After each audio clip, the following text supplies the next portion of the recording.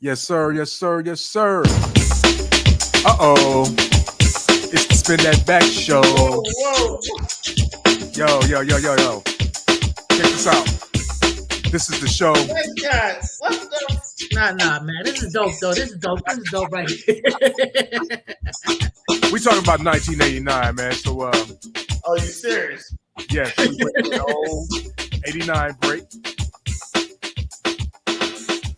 So on this show, what we do is we talk about Yo, what was this cat. You like freezing up. The focus of the show is we talk about old school hip hop. And today we're going to talk about 1989. We got our co-host, Mr. Nice Guy, and of course, Mr. Walk. What's going on with you brothers? Oh, y'all right? Oh, okay. Let me spin that back. I'm deferring to Walk for him to say something first. But yeah, man, chilling, I'm getting ready to go ahead. Go with you, brother. You done froze. Oh, yeah, froze up. Okay. Well, you gotta spin that back there. man, it's great to be back on. Ouch. I think it's been like can y'all hear me now? Yep, we can hear you now. I'm having Wi-Fi connections. I think it's been like 9 months. I ain't gonna say a year yet. It's been like 9 months, but I'm back on the Spin That Back show. Salute, Infamous El Poo, and salute to you, Nice Guy, Floyd X. But your boy Omar is banned for that shit he said last week. Yeah, Ice Cube biting ass. He was. Yeah. He got busted out. This is a fact. And he's still dope though. What do you mean that's a fact? Oh, come on, man. It's a fact that he did these things. You talking about like with the Cypress Hill and all that stuff? Actually what you saying it's like a fact. So he stole a lot of stuff. He stole a lot of people were accusing him of stealing stuff because they showed it to him. Give me an example. Yeah. Okay. Yeah. Friday. Give you an example. Friday, like throw your hoods up in there. Like Cypress Hill did a song called like throw your hoods up in the air. Something like that. Allegedly. No. Them songs sound totally different. And the Cypress Hill one is trash. Again, he showed it to him, he played it to him, and next thing you know, on his side, he asked him, he said, "Can I use it?" All right. I know Ice Cube is stealing shit. I'm defending him now. He's dope though. Mossberg, Don Mega, he stole that. All right, get the fuck out of here, Nice Guy. I already know, but shit, but don't say that about Ice Cube. It is a West Coast Cardinal sin to talk bad about Ice Cube. Exactly. You cannot. You diss Ice Cube, your career ain't going nowhere. Oh man, hey. You can't be doing that on here, bro. We ain't having that here. In fact, you know what? For you to bring that up, you getting in the timeout corner. Thank you. So how you been, Elfo? What's been up with you? Good, bro. But like I was trying to tell the people, listen, we talk about old school hip hop mainly on here. Sometimes we focus in on some of this new stuff going on. A lot of this stuff out here is trash these days. This is why we pay homage to the originals, the ones that made hip hop what it is. And 1989 was a pivotal year in hip hop. So what you guys say about that, Mr. Nice Guy? Hey, 1989. I'm class of '89, Hamilton High, and the music that dropped that year. That's the end of the Highlands, and you know the album that jumps off to me right off the bat is De La Soul, 3 Feet and High and Rising. That's just a pioneering. Just Wong always talk about how everybody sound the same. Man, they wasn't sounding like nobody. I mean, everybody was doing it. Everybody was hitting you with all these different flavors. So, you got Beastie Boys, Paul's Boutique. That was an album that had like ridiculous samples. You couldn't even do a song like that because it cost you too much money to make. So I could go on and on. 89 was definitely a year that I love in hip hop. Name one song from Paul's Boutique. Hey, ladies. Not you. Come on now. Hey, just because I don't remember, I'm telling you, I just remember this. Again, you always trying to get me on these particulars. You got to understand how my memory works. That's like saying, name the songs on 3 Feet High and Rising. I mean, I could sit there and work out some stuff. Or Plug Tuning, but that was their first song. It's just I said, Me, Myself, and I, buddy. Potholes to My Lawn was their first song, actually, brother. Huh? No, Plug Tuning. No. I thought it was Potholes. Plug Tuning was before that. Oh, for real? Okay. Yes, Plug Tuning was their first song. That was literally the beginning like of that album. I like the second one. De La Soul is Why are you speaking of way better. Come on now, y'all doing too much. You doing too much by sitting there always trying to make this a debate. We're sitting there talking about music. This is a great thing. So let's talk we about. Ain't talking about. Wait. Infamous Simple, please spin that back. Spin that back. Wait, hold on. This is about 1989. What we're talking about. We're not debating, but if you get something wrong, we gotta correct it, bro. Because we got kids as young as 2 years old. Watch. No, I'm saying. Let me stop. The numbers is up. The numbers are up since I've been gone, but fuck all that. That's why I'm mad. Yes, sir. And we appreciate y'all, liking, subscribing, and sharing, and we encourage you to do so. Please, tell your peoples about us and, support. And if you got something to say, we'll bring you up on the show, on the platform too. You know what I'm saying? We'll let you step up on the mic and do what you got to do straight up. But those albums stood out. It's a whole lot of other albums that came out in 89 too. Wait, hold on. Y'all know the album that was the greatest one. No, tell us. No one can do it better. No one can do it better. Who's that? The Doc. Yeah, that was a good one. That was a good one. That was the best solo album of that year. No. De La Soul. What was? De La Solo Soul. artist. Oh, solo artist? Okay. Maybe. I'm looking at the list. That's probably about right.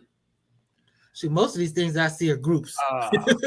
Oh, you doing notes? I don't take notes on the Focus Up show. I don't have notes. I was just passing my phone, so I didn't taking no notes. But still, I was fact checking. Hey, Big Daddy Kane's album came out. That was that second album that came out. That was the one that you said that had all the production on it. BDK. Hold on, I'm dizzy now. I'm sorry. No, that was a good ass album. With I get the job done.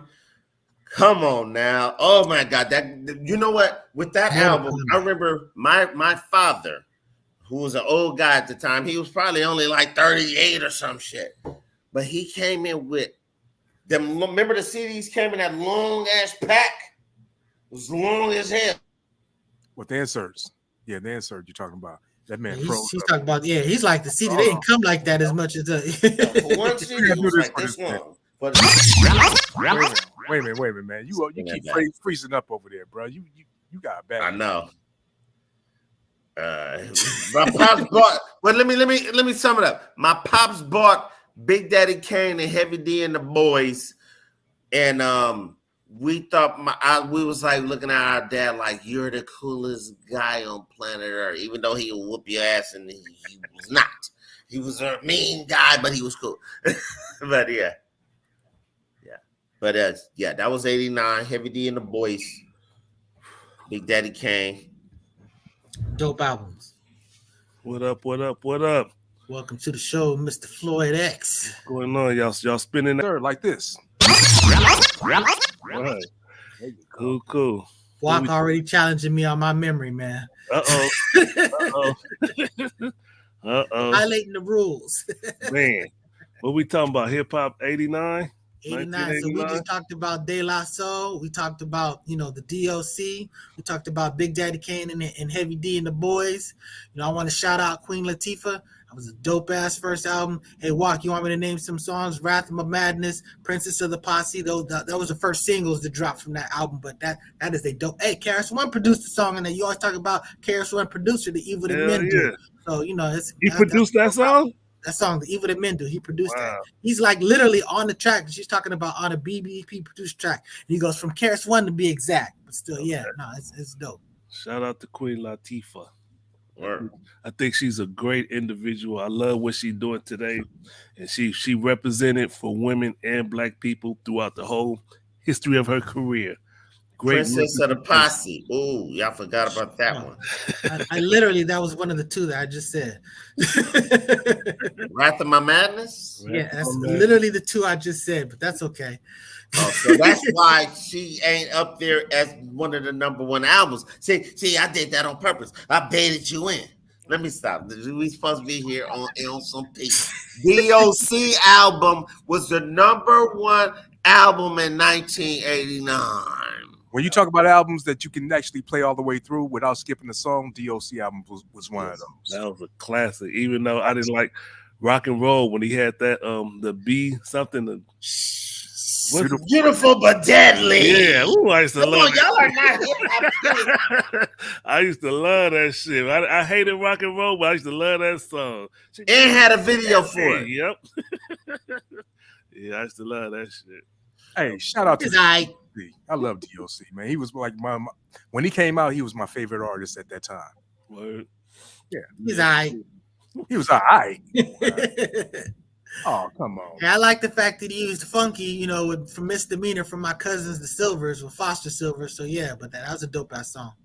What do you mean he was all right? What you mean, lyrically or the songs? No, he's very good. He was very good. He was very good. He was very good. The production on the album is very solid. I was about to put him in the timeout corner again, but well, I'm asking you, what do you mean by he's all right? Like you trying to play him like a lightweight. I'm just asking, like because the production was solid.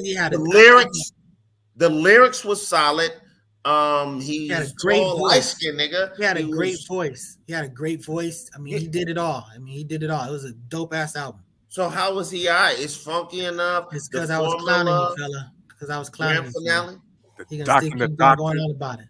The doc. The doc and the doctor. So when you say he was all right, what do you mean by that? Nice. Why don't you listen to what I say when I say what I say? I already told you I was joking. Hey, fool, I was joking. Damn, that's about 5 times. Hey, and for the future, I was joking again. Yo, get back on track. Yeah, the DOC was one of the greatest albums that ever came out. No one could do it better. That was a classic. It's a classic to this day.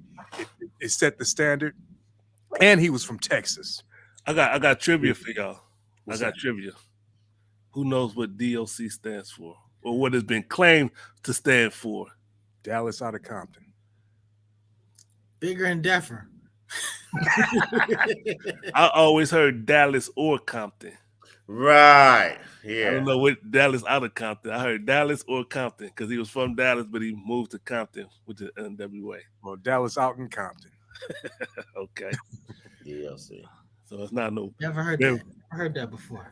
So you never heard that? Never heard that before. Okay, I heard it. I heard Dallas or Compton. So I don't know how verifiable. I don't know how factual it is, but that's what I've always heard. Dallas or Compton. In the famous in the famous words of Rosie O'Donnell, Google it. I feel like this, Mr. Nice Guy. Don't feel so bad because they didn't know Bigger and Deffer was what bad.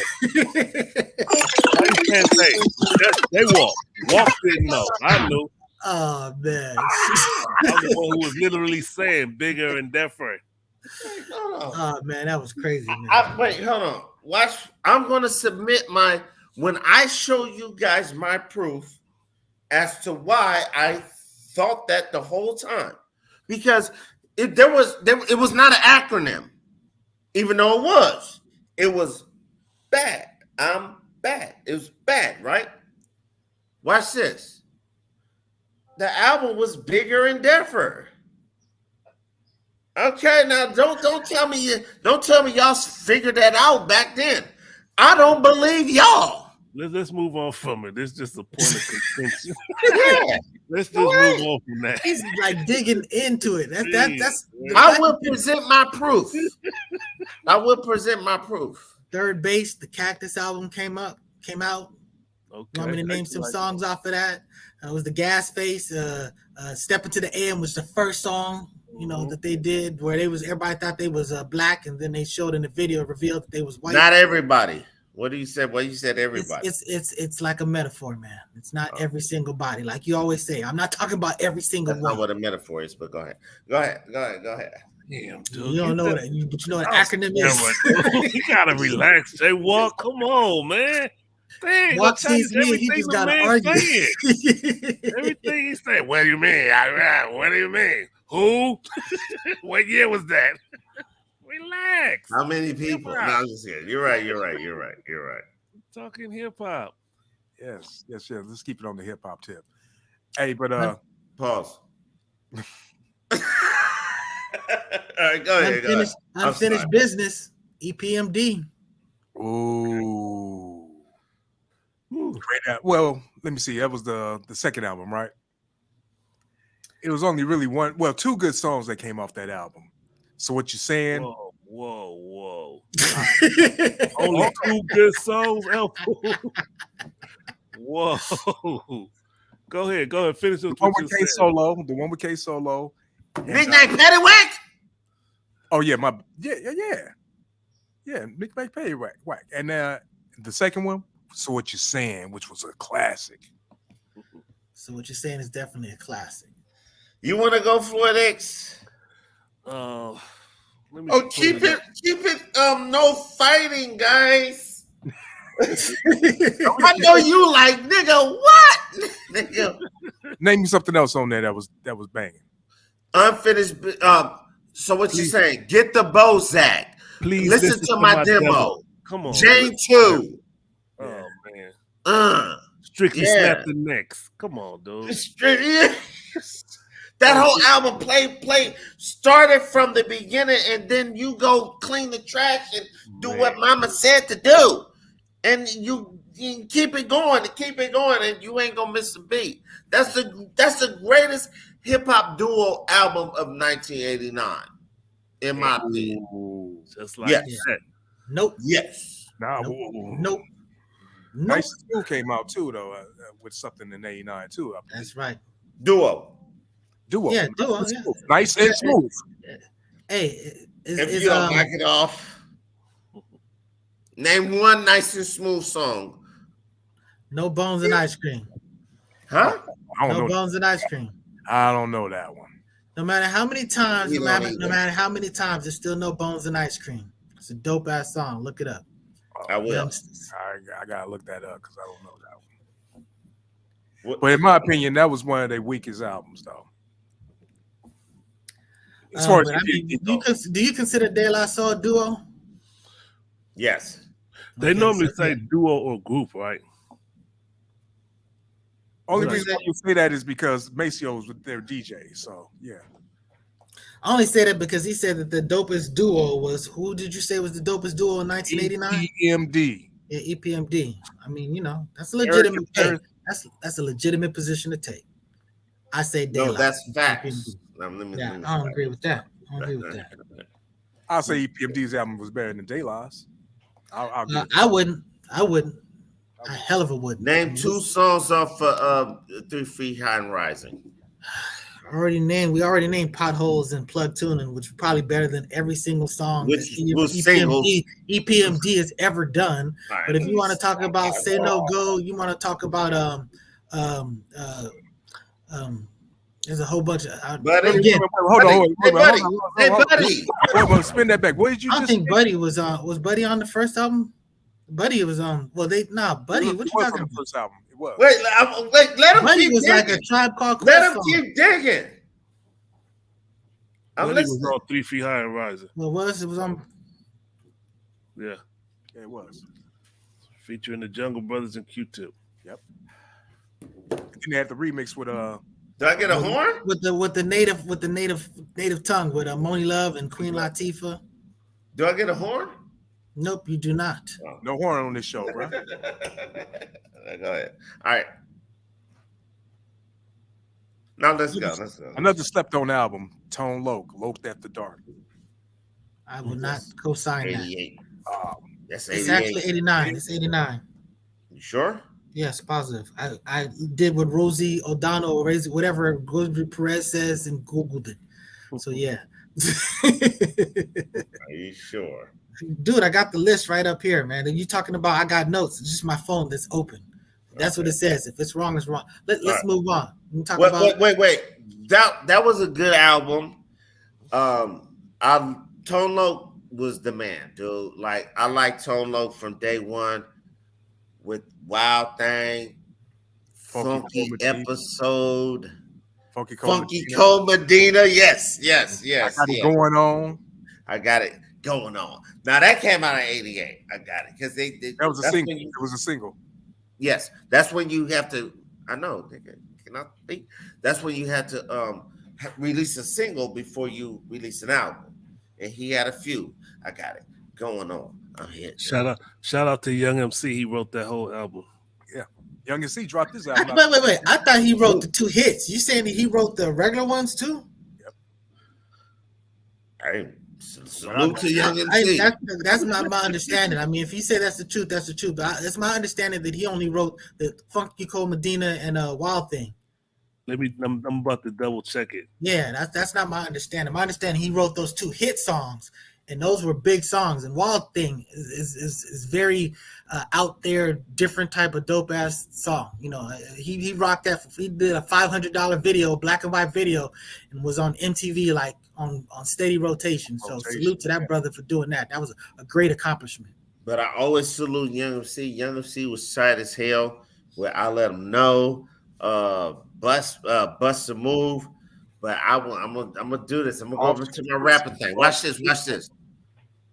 Oh, Young MC, that is my name. And rocking it to you is my game. It is my game. And what do you like? The Young MC is on the mic. On the mic, I'm in the place. I'm rocking it to the funky bass. That's all I know. Remember that shit? The long ass intro to that song. Bam. Young MC.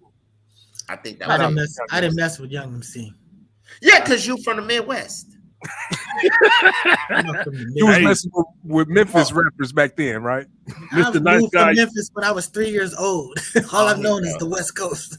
Mr. Nice Guy, you are correct. He only wrote 2 songs. 3 songs. That was my record. Yeah. Well, I knew he wrote those 2 hits, but I didn't think he wrote all that other stuff. Because he kind of was like a West Coast Rakim a little bit, you know, with the first songs that he was doing. You know, that was I'm saying that his style. I'm talking about Tone Loc. That was like his style. It was like, you know, doing it after dark and stuff like that. And you know, he had that Rakim type flow. Yeah, did y'all see that when Fab Five Freddy was on the Breakfast Club and he said that Ice Cube wrote JJ Fad's whole album? I heard that. I was like, wow, did he really? That was. I mean, look, people back then was not like there was performers. Yeah, it really took a rare person to be like, oh, you ain't writing for me. That's more or less now and what back then, like in the 80s when the MC started emerging, like MC Shan, Big Daddy Kane, and LL Cool J, these rappers who was like, yeah, I write all my stuff. Everybody else was just performers. Like, and here's something else that LL Cool J wrote MC Lyte's part in Self-Destruction. The entire part. He was there and he was like, he don't want to be part of it. He said, but he said real quick, he wrote it for. Why he didn't want to be part of it? Because that wasn't his image. Oh. That was not his image. He didn't want to be like, I'm part of the positive, all that stuff purposely, but he wrote a rhyme for it. I will say that one thing about those groups, you know, Walker's touched upon something. I mean, there was always MCs that really had prideful in their own lyrics and stuff, that going back to the beginning. But a lot of these groups, when you talk about Run DMC, DMC was doing all the writing. When you talk about Houdini, Jalil was doing all the writing. You know what I'm saying? It wasn't, you know, like you said, they were performers. So a lot of people, it wasn't a function that, you know, I had to say the rhymes that I wrote. You know what I'm saying? Everybody. That was just the thing that was done. And Compton Most Wanted. And Karis One talked about that. MC8, Compton Most Wanted. MC8 was doing the writing for the group. He was like, I want us to be a group. And he wrote stuff for the Chill MC. This, like, I mean, it's been going on, and like, you know, but I feel like if you're a rapper and if you feel like you're a true MC to your heart, that is like, nah, I ain't, even though I'm writing some bullshit, nope, I'm gonna say this dumb shit. It takes two to make a thing go right. You know what I'm saying? Yeah, but no, you know, and that album dropped as well that year. Rob Bass and what's his name? Easy Rock, DJ Easy Rock. Yep. Yeah. Did y'all mention Cool C already? Nah, I ain't gonna mention that fool. Why not? You didn't like Cool C? You know, that they used to go after, you know, Shannon them. They had a whole bunch of issues, and wasn't he and Steady B the one that got arrested for killing that guard? You know, so he was like, Cool C sounded like a MC Shan ripoff, anyways. But yeah, that wasn't my play. Well, Cool C was hard as hell. What I gotta have, he had his own style. He sounded his optics sounded like MC Shan. Mm-hmm. He didn't rap like MC Shan whatsoever.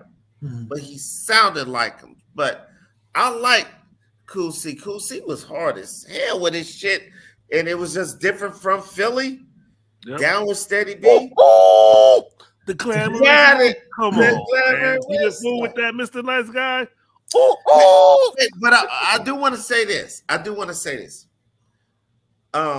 After the robbery where I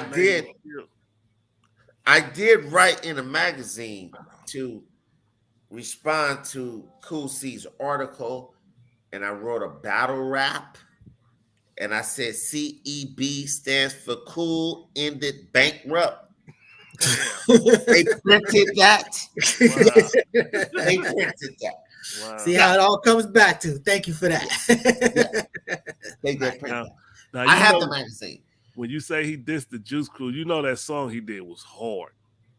With that, Oh, I don't mind. Hey, KRS One distribution. I think if you make a dope song, it's dope. You know, I don't care about that. But I'm just saying, I wasn't really into Cool C. Okay. I think I Floyd. wasn't into Cool C at all because, first of all, you guys was out in Florida at that time, right? Y'all was in Florida, right? 89? Yeah, 89. Y'all was in Florida, right? No. Y'all was out there? Okay. Yeah. Well, either way, I wasn't into Cool C. I was too busy into the most influential album of 89 for me, which was Straight Outta Compton. Oh, spin that back. Was that 89? Yes. See, Walker sitting there checking it. I didn't have that as I had that as 88, but you know, It was 80. I thought it was 89. I feel like that's 88. I feel like we even talked about it last show. Yeah, you know I what? may be wrong, but I'm just saying that's what I feel. That's my gut. I don't want to spend too much time to fact checking that, but El Pool, come on, man. Let me fix my screen real quick. yeah, you got cut from your own show, man. Oh damn, that is wrong. So nobody gonna talk about the Ghetto Boys? I know y'all scared of South rap. That's why I didn't bring it up. But the Ghetto Boys, Willie D, controversy. Come on, man. I used to rock that shit. Willie D, I never heard nobody so raw. And he came out with that bald-headed hose. I started to bring that up when we was talking about the Jada thing, but Whoa. Y'all talking about Willie D, 1989? Yep. Oh my God. I Man. love that album. Real tough. Yes. Bald head hose, kinky. Yeah. Yeah. I'm Kinky. horny. Oh, Yeah. man. He said, right now, I fuck Whoopi Goldberg's ugly ass. I need some pussy. Pussy. Yeah. That's And you got- that's my favorite song. And you got to remember, he was political too. He had the fuck the KKK. Yeah. You know, he was political too back there. Do it like a Geo with the Ghetto Boys. Come on, man. read these Nikes. Ooh. Yeah. That's Ghetto Boys, but yeah, still, yeah, that's Willie D. Word. Yeah, that's Really? great album. With him with the with the shirt off, with the chick. Yeah. Willie D was one of them ones, man. He's Like, definitely one of them ones. We got into Willie D in Florida, and like, remember, hey, Floyd, so you remember, like, we go to the record store and they have all these crazy looking album covers. Yeah. Remember Disco Rick? He's 1989 too. Yeah, with holding the Ku Klux Klan, the freaking hood. His hand looking ignorant as hell. That's Disco Rick. Y'all know about that. I know about it. But yeah, but it was just crazy. That was a good time. Oh, there you go again. I'm about to say he paused. This man gotta fix his thing. Man, you gotta fix your Spin it Wi-Fi. back. Just spin it back.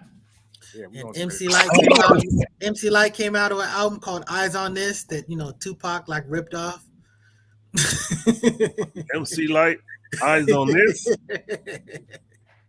Yeah, of course he's had no connection to that, but yeah, Eyes on This. No Walk. I don't remember the songs on it, but I'm sure I did at the time, and I bet there's a bunch of dope songs on there because she did pretty well the first few albums. Cha cha cha. I love that song. I love that song. Antoinette, her rival, she came out with her album too. You know, Cappuccino. Cappuccino. I love that song. Why did I drink cappuccino? 89? Yeah.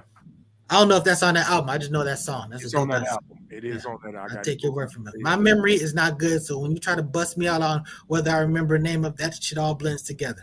So yeah, I'm gonna feel that every day. Sure. See, like, So didn't Walking with a Panther come out in '89? I think so. another classic. I think that album, it had to marinate with people. Because remember, like people were saying, LL was. Ouch. Freezing up. Well, Come on, Walt. Well, let me not finish this thought and just say that hey, the Bomb Squad produced that album. There's some dope ass songs on there. Everybody love Big Old Butt. You know what I'm saying? And this is a classic, dope ass song. Just how he set it up, everything about it was amazing. That song Nitro. Woo. That's the one right there. That right there was like, what? I remember Bomb Squad. That's how I understood the Bomb Squad. I'm like, these dudes right here, because that was my favorite song on that album, Nitro. Yeah, it was the best song on the album, and LL was on the Arsenio Hall interview, and he would like tell him, it's like, man, you got to hear this song Nitro. So it was a big thing. Man, we're gonna try to bring Brother Walk back in.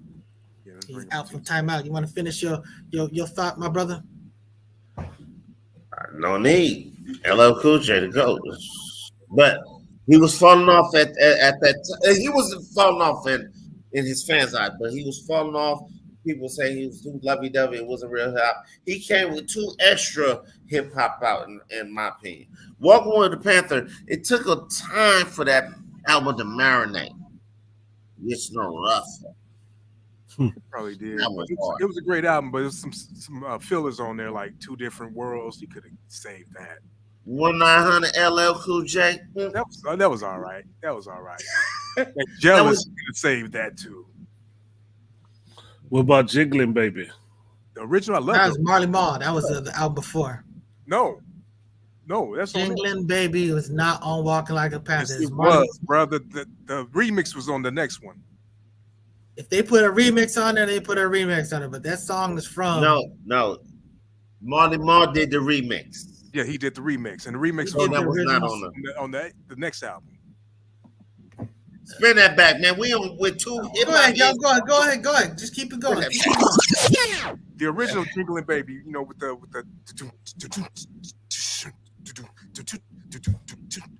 yeah, come on now, you gotta know that. The original. Oh, this man don't know hip hop. Man, why is he on here? Get this man up out of here. Keep on going. Yeah, for real though. Yeah, that was on there. But like I said, it was some other stuff like Clap Your Hands that could have been saved too. You know what I'm saying? It was too long. That was another thing about that album. It had like 18 Jingling songs. Baby remix, but still jingling. It is on. Mama Said Knock You Out. That's exactly. Okay. Now look at Walking with a Panther. You see Jingling Baby. Hey, so if it's on there too, remix Single Love. Yes. So let me see the earrings Jingle Love. Exactly. Remix single of, like you said, right? That's literally what it says on the whatchamacallit. It says Jingling Baby remix, but still jingling. That's literally what it says on the Mama Said Knock You Out album. That's remix. Cool. But look at Walking with a Panther. That's 1990. That's not 1989. Walking with a Panther. So to get back to what I said, you get the gas face, Mr. Nice Guy. Yeah, let me fix the screen real quick.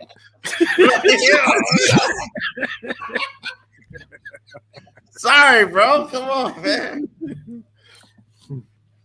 Like I said, it was on that album. Don't even respond. All right. What else came out in '89 that was notable though? It's a Big Daddy thing. Yeah.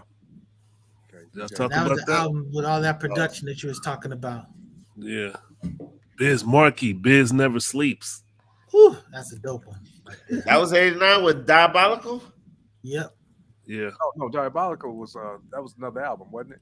Yeah, I'm gonna talk about, but that Biz Never Sleep. That was his first album. That was the one with the the Biz Dance remix, and then it was what was that song called? I Am the Greatest. The Biz is back, or was that the Biz whatever But yeah, that This album, one on this album, The Biz Never Sleeps. that, Diabolical, right? Diabolical. I just know it's the red one. It's the red album, right? It's the red album with the when being like a scientist or whatever. That was Like my That's the Diabolical Biz. Okay, yeah. Okay, yeah. That's what Just a Friend came off of. So fact checking. Please. So what's that? 88? That's 89. 89.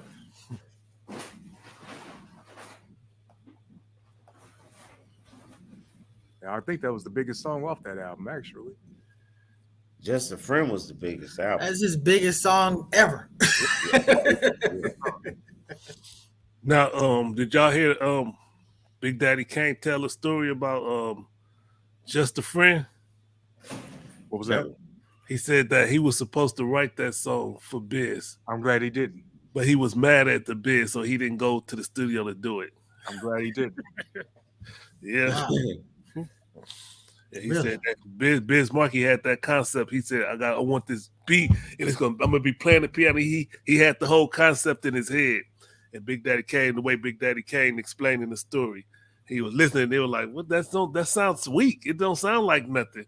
Yeah. But then when it came out and how big it was, he had the whole thing. If Big Daddy Kane would have did it, it would have been too lyrical and it wouldn't have made sense. Well, wouldn't have made sense for Biz at that point. You know what I'm saying? Because what he did with it was perfect. Right. Clock in. Big Daddy Kane would have been there. Clock in, rolling the pins. Now she's just a friend. On my shit. He wrote Picking Boogers, so I mean he could pull it off, But I agree. The fact that he just did his own flavor on it, that song worked out just the way it should have been. Everything about me and the Biz. This is my whiz. It would have been too crazy. Yeah. That's my lady. No more. She's my lady. She having somebody else, baby. She's just a friend. No. He didn't do that on Picking Boogers. Big Daddy Kane Biz Markie wanted to come with the goofball shit, the funny shit. He had an idea, which Big Daddy Kane probably wrote a shitload of tracks for him. And he was like, nah, not this one, dog. I don't need no bars. Just write something for me. And Big Daddy, Biz probably said, I'm going to write it. Number one hit. See, sometimes you got to go with your first. Who's Brick Walls? Who's that? That's my folks. Okay. That's Kanal, but he ain't got a picture up yet. So once he brings up a picture, we'll bring him in. Yeah, we'll bring you in when you get yourself right, bro. Let him say his stuff when he got something to say. No. He's the you don't see. We're looking at the production thing. He's coming up, but he's not. His video's not up yet. So when his video comes out, we'll bring him in. So yeah, but we were speaking on a Big Daddy thing. Great album, awesome album. One of his best, if not his best. El Pool, I've been revisiting, and I think you may be right about that. I think that he went to multiple producers of that day. I mean that probably is a superior album than the first album. That Marley only did the first album. The first album I was all Marley, but that second one were all those top producers of that day. Teddy Riley, I'll do work or whatever. I get the job done. Yep. So yeah, and of course that classic song "Pimpin' Ain't Easy." Bitch better have my money. Oh yeah. Yeah, my favorite song is what me and Floyd X was talking about was Mortal Kombat. Hell yeah. Mean, that's just song just gets me going.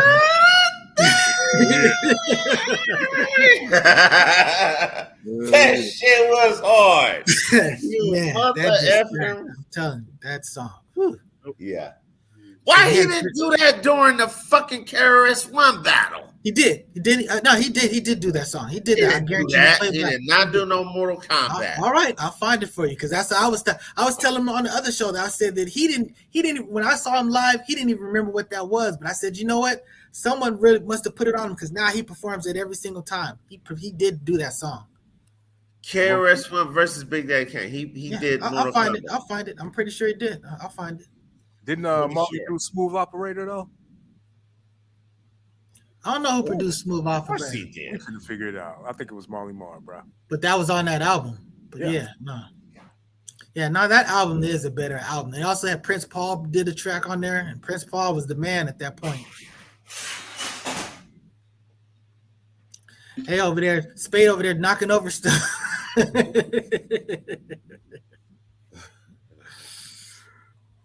But we can't forget about the guy who came in and changed the fashion of hip hop during his time. We're talking about Kwame. Everybody wore polka dots. I remember Jaywalk had a polka dot shirt. That was the second album, but yeah, no, ouch. Don't remember. Got me fucked up. You had the polka dots? Special. Wait. Special A came out in '89, right? Yeah, his album Okay. dropped in '89. But wait, hold on. That's my segue. That was the destruction of hip hop, not no damn NWA. It was Kwame. Single-handedly. Yeah. Please. Make a case. Oh, What's the case? Oh, hold on. First of all, let me say this before y'all Huh. go there. Big Daddy Kane produced Smooth Operator himself. Yeah, Okay. to me it seemed kind of basic. I figured that was my understanding. Damn, he said basic. Well, not in a bad way, but I'm talking about Marley Marl's. You know, a lot of people were complaining about Marley Marl. A lot of his artists, they're like, Marley Marl's taking for the credit. We were the one that brought the sample and stuff like that. And me and Kanab, Brick Walls, we just always talk about these people don't realize what a producer may do that adds a level to not just taking your sample, but just as far as with the layering and the drum and all this other stuff and just the vibe and all this stuff. It's just not just a straight loop and you walk away. There's just a whole lot more going on. And when Marley Marl talks about those ghost notes and stuff like that, Marley Marl had a very evolved, elite flavor production style. Yeah, it was advanced for the time, you know. But Kwame, you got to first of all understand this. Kwame was still like what 16, 17 when he first came out. He was young. He produced his own stuff. I mean, you know, he was like Soldier Boy for his day. He did that. He was That's working a with good analogy. That's a good comparison, He right? was there. way better than Soldier Yeah, Boy. I boy. mean, you gotta talk about his youth and stuff like that. But I mean, he actually, I remember that. I remember it was Teddy Riley, or it was Herbie Lovebird that was like, yeah, he said, look, man, you just go ahead, you can use the equipment and do whatever you want to do. And he was just going in there. Now he did just like sample everybody's stuff. Like he was sampling that whole album is full is like the popular samples that people were doing. Go ahead. What were you about to say? I'll give a quick Kwame story that he told on Rock the Bells. He was hanging out with Belle Biv DeVoe. Y'all heard this story? No.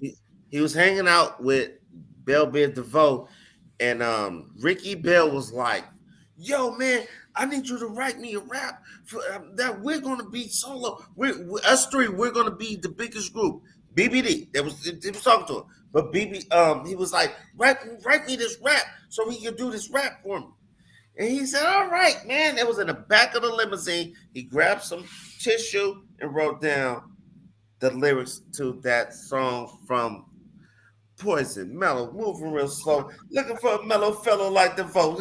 He wrote that real fast like that, and he been cashing. Yes. That's amazing. Okay. Hey, Mr. Brick has joined us. He's a hip hop historian. Aficionado. Is your mic working? I think so. Can you hear me? Sound good. See, you missed that. We sitting there talking about the Kwame stuff. You know, we used to always joke about the polka dots and stuff like that. Line, the Biggie line that destroyed him. Yeah. Oh yeah, Biggie just killed him. Yeah, that was unfortunate. Hey, what you just said about Kwame, did y'all understand that Smooth B had wrote all those raps for Bobby Brown? Yeah, well, that's not what I thought at the time, but I've heard him tell these stories lately. Yeah, exactly. Yeah. What's up, Brick Walls? What's going on with you, brother? Hey, man, I wanted to throw in something. I'm not sure if this is about just record releases, but in '89, the culture was different. Yeah. In hip hop. I mean, it was pretty rich for hip hop, and a big part of it was Afrocentricity. I don't know if we all remember that, but Oh, you the talking about fashion, the Younger medallions? the brothers. medallions. I mean, you could get Asians selling you Africa medallions Swap meet. all day long. Yeah, yeah. The Midtown swap meet. Kente cloth was the thing. I mean, the clothing lines. I mean, Troop got destroyed by a rumor Oh that yeah, wasn't true.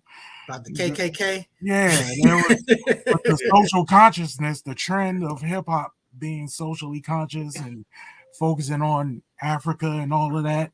Troop got destroyed. They got Hey, wasn't LL was wearing a whole lot of Troop stuff back in the yeah, day? he was, and then there was a rumor that LL went public and told everybody stop wearing Troop, and the rumor was just went extra with it, like he set a jacket on fire or something like that on Oprah Winfrey's show or something.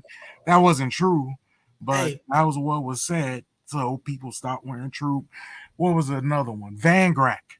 Hey, wait, Van before you Grack do that, remember LL was dissing remember LL was dissing Shan. He said wearing dogged out Pumas and your manager's jerking. And then MC Shan responded, he says, well, Puma is the clan. Yeah, Puma is the man because the clan makes Troop or something like that. Yeah, So, yeah. Yep. Well, go And ahead. then the rumor was that Van Grack was supporting apartheid in South Africa. So people apartheid was killed big that. And 89 was the year Cross Colors came. And they brought the Pan-African colors to the game. And that changed everything from then on. Y'all mentioned Belle Biv DeVoe. That whole fashion movement, that thing was made popular by Belle Biv DeVoe. They brought hip hop to R&B and to pop, and we never looked back. So it was quite impactful. What else came out in 89? Water the Bush. Anybody remember Water the Bush? Oh snap! Los Angeles, Zulu I was Nation. so little for that. Zulu I remember Nation. it though. Water the Yeah. Bush. That was hot. I used to see flyers. That was heat. That was hip hop incarnate. That was, you could go to that a club and people will spray paint a shirt for you, make you a custom made leather belt buckle or medallion right there on the spot. You could bump into anybody. Graffiti there would be artists. no problems. Yeah, it was a completely different vibe in the water. I used to see flyers. My brother used to bring maybe flyers like Water the Bush. I'd be like, I can't wait till I'm 18. Yeah, yeah. Too bad it didn't last, man. That was the joint. That was the joint. Yeah, I didn't know about that. I was on the east side. We ain't even here. I think was that like on La Cienega or something? Or where I can't even remember where that thing was, man. I can't remember geographically. Because they moved around. It was like Water the Bush, and then it was what do we call it, like Hollywood Live or something? What was it before it was Water the Bush? There was Hollywood Live. There was Nation. There was a smaller one that was, to me, that was a real hip hop scene cover girl, and that was not in Hollywood. Nothing was around there, industrial area. But hey, was that Bigger B stuff? Nah, Bigger B. Well, man, damn, I'm getting old. I can't even remember what Bigger B was. He was a big time dude behind the scene on the West Coast. Bigger B was huge. He broke Wu-Tang on the West Coast, but I cannot remember what their famous spot was. Yeah, but I don't want to labor too much on that. But yeah, so what else came out in 89? Redhead Kingpin came out in 89. Yeah. Love Redhead Kingpin. I mean, I heard y'all mention De La Soul, but I like that on the sampling tip. That was kind of groundbreaking was Paul's Boutique by the Beastie Boys. That's what I was saying. Hey, name one song on Paul's Boutique. Bad rap. Hey, ladies. Hey, ladies. They had a 15-minute song that now when you hear it, it's all separated into separate tracks, but it was all a collage old break beats and joints, just like 1 minute. You couldn't financially ever do B-boy any sampling bowler like beat. that is just gone. That you got that one moment to do that, and then that's that. Them dudes used about 40 samples. More than that. Yeah. So much, Yeah. that was ridiculous. And live instruments too. Yeah. They were a band as well. Yeah, exactly. Real Yeah. talk. That's why it was groundbreaking. So, yeah. You already, I mean, Fight the Power came out. That was part of that whole consciousness that was going on at that time. The social consciousness, political, all of that. Oh, I will say a quick story that Redhead Kingpin told in Rap Pages years ago, where he said that remember, he had the song called Do the Right Thing. Yeah. He wrote it for the movie. Yep, you're right. Yep. And then Spike Lee did not want it. He wanted to use. He wanted harder. Yeah. And then Redhead Kingpin said, like, oh, he said these exact words. Okay, Spike, just put it on his album, because that's why that was out around the same time. Yeah. Yeah. Yeah. I think that was on Pump It Up. He told that story. Redhead Kingpin. Oh, on the show. Yeah. Yeah. Mm-hmm. Yeah. Pump It Up. You remember that? Hey, Walk. Remember you was trying to do that skit about the whack beat, and it's like whenever I think about Redhead Kingpin, me and Brick Walls was working with a producer, and it's like on the Redhead Kingpin, he has a song on the album where it's like it's this real kind of cheap beat, and he's like, nah, I thought you thought this was gonna be another one of these corny songs, and then he goes into the real song. Well, this producer was like, "Hey, man, I want you to listen to this beat," and we were listening to this beat, and we were both looking at each other just like that. Like, he's like, yeah, it's like, yeah, he's like, you think it's gonna be one of the corny songs? It actually is. You were right. No, go ahead. So, what was Redhead Kingpin's biggest hit? Do the Right Thing. Hotties? Maybe Pump It, Hottie, Pump It, Pump It. He was with Teddy Riley and them. He was New Jack Swing. He was considered New Jack Swing. New Jack Swing. He had a song called New Jack Swing, didn't he? Yeah. Well, that was Rex in Effect. That was Rex in Effect that had the New Jack Swing, but he was with that whole crew, that clique that went against the Zulus when Fife made that comment, made that line, that bar. We hardcore rap, not a New Jack Swing, and got Q-Tip beat the hell up. And, ouch! Got jumped by a whole crew. I think they were called Posse Deep at the time, and they were deep. 90 bunch of R&B dudes, R&B thugs. They can fight too. But nah, they were about to get very serious. They were like strapping up and ready for war, and the Nation of Islam stepped in and squashed that beef. Well, that was because you didn't want the Zulus getting involved because they was G's too. Well, the Zulus were involved because it was Q-Tip. Q-Tip was a Zulu, and he caught the beat down for Fife's line. And there was I think it was a new music seminar that it was about to come to a head, because the word was that each side had chunks full of weaponry ready to put in that work. Them was crazy times back then. There was a lot of stuff. Yeah, that was before the East West. That was East. That was so beef is beef. Yeah, well, that shows the East Coast was uncivilized also. So, but that was that period after that 89, 88, 89 cultural awareness and Black is Black, which was a Q-Tip line. That was Jungle Brothers, all of that, Native Tongue. It had a different vibe. Then the 90s came and things were different. Hey, I got a question. Was any of y'all aware of Eshawn? Yeah, I knew about him. Yeah. Okay. Yeah. Never heard of him. The first time I saw that in my life. Really? Isn't he deceased? I don't think he's deceased. No. I think he's still alive. I don't know. I haven't heard that one. But he used to come out. Well, I heard of him later, but that album came out in '89, Moving Words from Hell. But he Hey, got Mr. Floyd X, I want to ask you about this. Gregory D yeah, and Manny Fresh. yeah. They came out in '89 too. Okay, Hmm. cool. New Orleans. I didn't know about them back then. Me neither. Yeah, I didn't know about none of that I knew stuff. Manny's father was big. yeah. He was Oh, yeah? huge. He was a legend. Yeah. Yep. Who was it? I He forget was his DJ.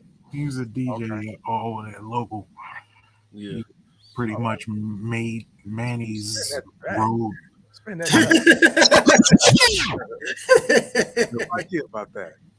Look. what about Tyson? Y'all fool with Tyson? Yes, Oh, the that young was son of dope. no one. Yes. Yeah, LA Posse. yeah. Yeah, that was dope. Boom. Me and Leroy used to always be talking about that. Yeah, that was a dope ass album. Steadily trying to flow like. And then we got motherfucker Def Jeff. Remember him? Yep. Yes. Ooh, man, he has a good song. Yep. Drop dancers? it on the one. Yeah, what's the Soul Brothers? Yeah, Soul the Brothers. dancers, man. That was part of that whole hip hop culture thing that was going on there. The flower print, Africa inspired shirts, and everybody had the dancers back then. Shout out to the Cuddy Mac for So the representing culture Soul Brothers. was more than just the music still back then. Man, it was the dancing, it was the graffiti, it was the fashion. Yeah. You speaking about dancers, Steezo. So I think Steezo's He's album. was for dancing for EPMD, but he came out in '89 with his own. Call them release. housers. Yep. Houses. House. Flower shirts. Yeah, and the funny cut haircut. The gun. Yeah, the dance, the Steve Martin. That was like a big dance back in the day, man. Y'all remember Mellow Mayonnaise? Did y'all fool with him? Yeah, I like the one joint that Muggs Yo produced. soy, on that. yo soy el Babalu más Bad Boy. How Babalu about Bad- Mentirosa? I still play Babalu Bad Boy to this day. What about Yo soy el más pingón? Yo Yeah, soy el más that was cool. pingón. That was kind of cool. Yo soy el más pingón. He had a few of them that I like. Yeah. Yeah. Shoot, I think Born Alive had a song with him. Speaking of Muggs producing one for him, was 73, 89? I feel like that was because we were still in high school and they was at Fairfax, so that would have been around that time. Yeah. Y'all know that's Eddie Murphy brother, right? Which one? 783. K9. Nah, that's Oh, K9 7, 8, Posse. no. Yeah, K9 Posse. K9 Posse. Oh, okay. What's 783? 783, there were two brothers in 783, Brett and Sean Bolden. Those That was guys like were brothers. that was their apartment or something like that. And DJ I- Muggs was Well, there. yeah, they do have a song, one half Bolden, one half Ince, and I was breaking down their lineage. But yeah, they're brothers because I worked with them up at Immortal Records. They were writing for Cypress Hill. Well, Brett was writing for Cypress Hill. He wrote a lot of their hooks that we know today. That was Brett B. from 783 and Grammy. K9 Posse. Did they come out that year? Man, that was a dope ass Yeah, song. probably. That was probably 89, and they were produced by the Bomb Squad. So I was about to say their production was pretty elite, pretty was advanced. Bomb So it's it Bomb was Squad. Yeah. But they did have a Public Enemy sound too. Mhm. Yep. Big Brick be coming with that knowledge on there, man. Remember Sir Mix-a-Lot? Yeah, he was Yeah. making some noise, man. I actually like Mix a lot. Hell yeah. Yeah, no, just kidding. I thought he was hilarious, man. I Was like a Posse on Broadway, dude? Yeah. Yeah, square dance rap. I like them even together. Square. Hey, I do like Baby Got Back. It may not, you can say whatever politics you want about it, but As a it's DJ, dope I song. loved it. I mean, Yeah. that was a winner on the dance The floor. Technicolor. Yeesh. Man, you couldn't lose putting on Push It and Baby Got Back. I used to say those were two songs that would turn females instantly lesbian for a moment. I witnessed it. I witnessed women turn temporarily lesbian. They saw them making out on the dance floor when you put those joints on. Weirdest thing I've ever witnessed in my life. Something in the frequencies, I guess. Y'all didn't even mention the second best rapper on the symphony. Second best. That was disrespectful. The runner-up. I wanted to, that was so disrespectful. I wanted to say something, and you just took me. The second best. We know Big Daddy Kane was the best on that song. I don't know. That's something big right I there. don't know. Yeah, nah. That's Who do you say, Brick? I liked. It goes back and forth, but to be honest with you, I'm a fan of Ace, and I That's love Ace. Yeah, and in fact, the MCs on that track was impressed with Ace on that because that was their first time hearing them. Was that? Yeah. Wait a second. You telling me you think the Ace's verse is better than Cool G's verse? I like his verse better. Okay, I'm not okay, gonna say okay. I like it is a better verse. I like it better. That's what I said. Okay. I'm a fan. I like his cadence. I Yeah. like his delivery. Yeah, he does some dope, and he's definitely different. Super strong. It broke my heart to see him get destroyed live in 2001 in a battle. Guess who? Boogeyman from Virginia, from my nigga, was Boogeyman destroyed him. That was so embarrassing. And that was a good night for that era of hip hop because Big Daddy Kane performed that night and tore it down. Ice-T performed, tore it down. There was several people, but the one that did not step up, Ace, from that era, man, that was too bad. Hey, but Craig G got that legendary win against Supernatural, right? Yeah, he got it, and then Supernat got it back on the. Oh, he did? Yeah, he. I never heard about that. It wasn't as strong of a win, but he did win the next time they battled. But man, Supernatural, y'all talking about like wake up show time. Yeah, wake up show. He's just a legendary freestyler, so you're not gonna hear about him on songs. He can't make a record to he say didn't. Yeah, his songs were not good. The only place I heard of him was on the Wake Up Show. Supernatural. Hell of a freestyler, but man, yeah, it was a lyricist lounge guy. Man, yeah.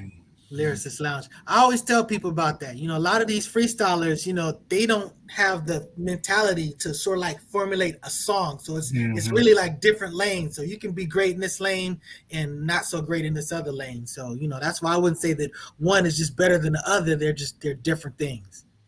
Did y'all mess with King's Son? Yeah. I actually worked with King's Son and Craig G, in fact, but King's Son was dope. Didn't he beat up somebody or something Ice like that? No, he didn't beat up. He ran down on him. He ran down on him. But Ice Cube ran away. That's what it was. Alongside Ice Cube when they got jumped at the New Music Seminar. But he did come up because didn't he accuse above the law, and those guys jumped Ice Cube, and King's Son helped Ice Cube. Solo actually beat him up and took his chain. Hey, Solo. He gave the chain to Cypress Hill. Hey, that Solo song is I pretty remember dope. that when he held it up on stage and everything. Yeah. But King's Son was like, he had that what was the name of that song? A Message to the Black Man or something like that? Oh man, that shit was Stay Black. Stay Black. Oh no, Be Black. Be Black. Yeah. Don't. My favorite from him is Snakes. My favorite is Big Shots. I love that. Where he used that Bob James sample. Oh man. The Snakes had James Brown classic, but it was the noise of James Brown. It was like that Bomb Squad type of James Brown. I loved it. I was there for it. Ooh, cool. Anyway, this hour is about up. Great show. Mr. Brick, man, you gotta come in earlier, bro. We start the show at 10:30. Oh man, sorry, I was out Pacific time. Business. You gotta do your business, bro, but you gotta get your business done and come on in here. Bring that knowledge, man. We respect what you're doing up in here. We respect you, Mr. Floyd X. We respect you, Mr. Nice Guy. And we're finna be out of here one more time. We talked about 1989 on here. Oh, yeah. Shout out to Walk. Walk had to go handle business, too. He on the 405 doing this thing. So anyway, next time, y'all, tune back in 10:30 Saturday morning, right after the wake up show. The wake up show. All right, y'all. We appreciate y'all. Like and subscribe. Peace. Peace. Oh man.